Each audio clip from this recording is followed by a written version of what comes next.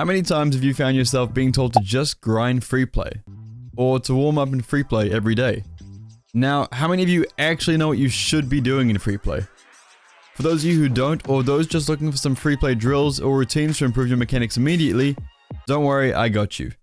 Today, we're going to be looking over 5 different ways you can make the most of your time in Freeplay and improve your overall mechanics.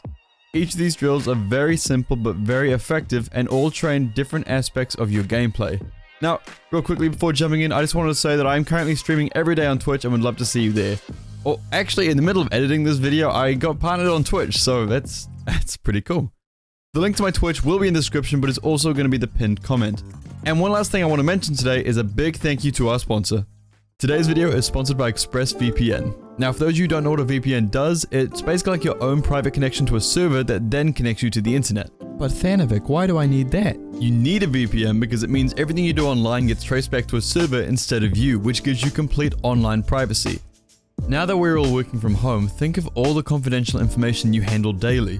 With ExpressVPN, you can relax knowing that 100% of the data being transferred between your devices and the internet is encrypted. Not only that, you can use it to connect to servers across the world and finally watch Season 5 of Peaky Blinders on UK Netflix like I'm doing, because for some reason New Zealand just doesn't have that yet. It's easy to use, has 24/7 customer support, and the fastest speeds out there. Find out how you can get 3 months free by clicking the link in the description below at expressvpn.com/Thanovic. Now to the Freeplay routines. I'll bet that a lot of you get into Freeplay and just do this. However, I'm here to tell you that simply by doing this, you can improve much faster. Now, some of you have probably heard this first one from a few people. Hit ball hard. But I have a little extra thing I recommend adding to this method. Hitting the ball with as much power as you can around the field will do a few things for you.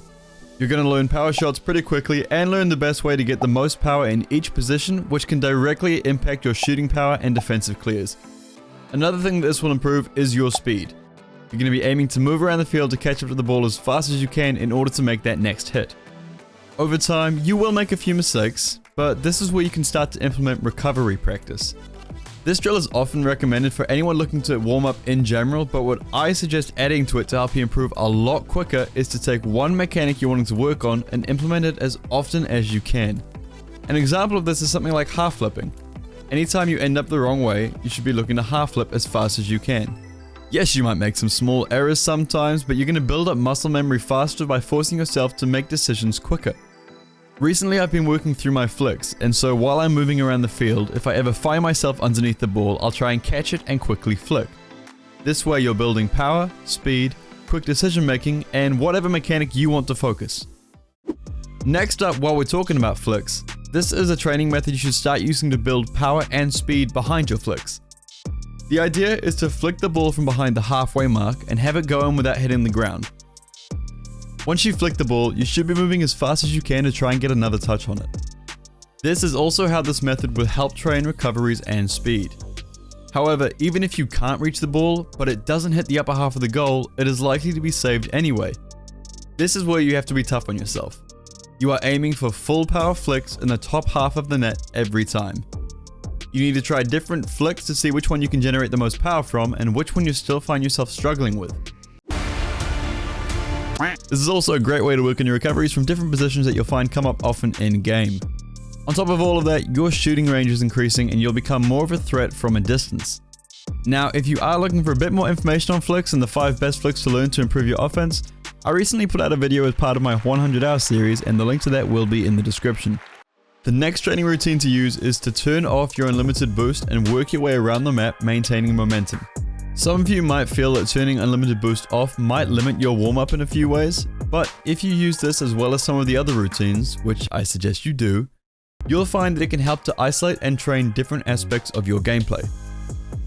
The first thing you should do once you turn off unlimited boost is to work your way around the circles of the map.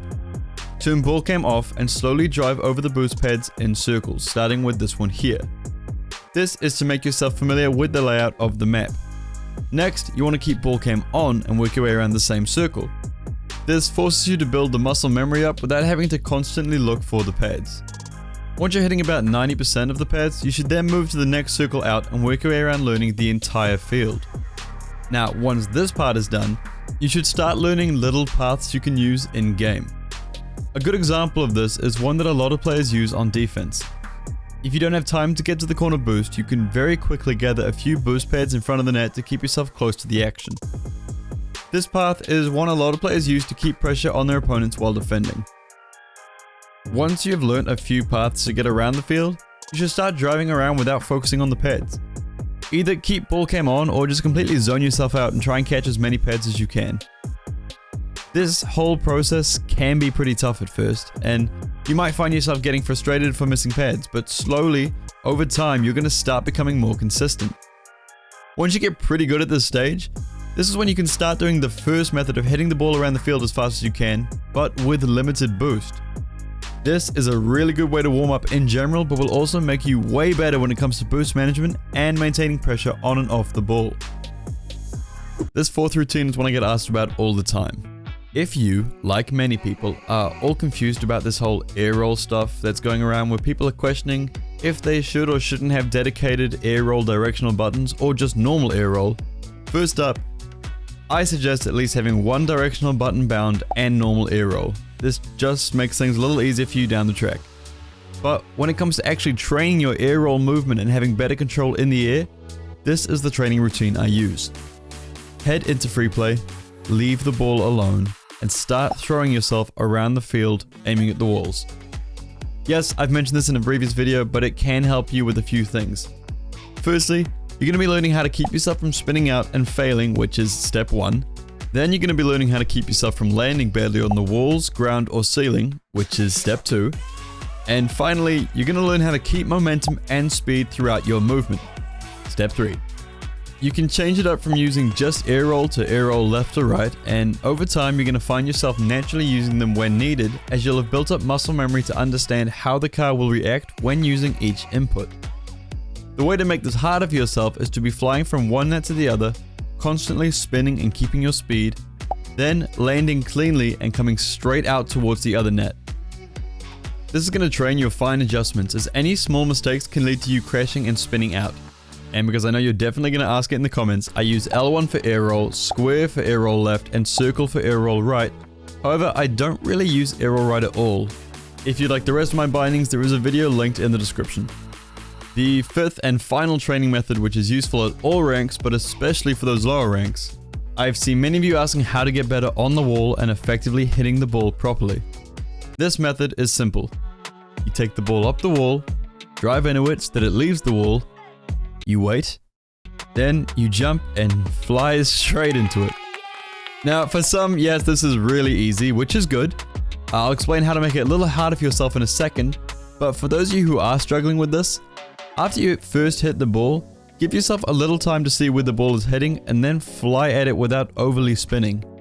Then, as you get better at this, you can start leaving the wall earlier and trying to aim the ball more towards the goal.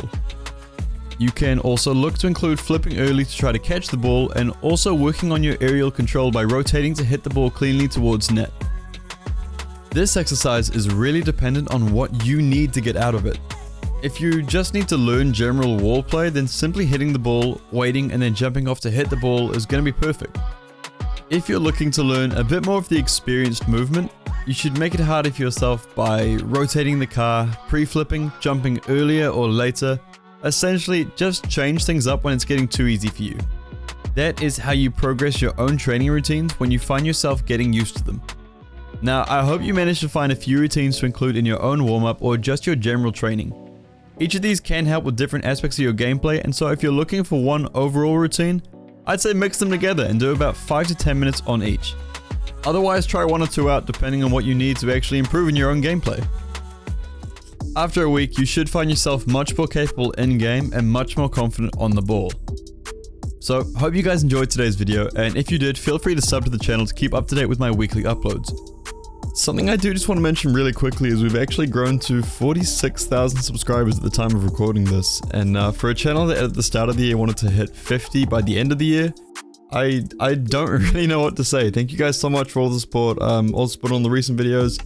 Obviously, you're loving the 100-hour series. Essentially, thank you all for supporting me, and thank you for supporting the channel. All of my social medias are in the description if you wanted to follow me there, but otherwise, that is everything for me today, and I will see you next time.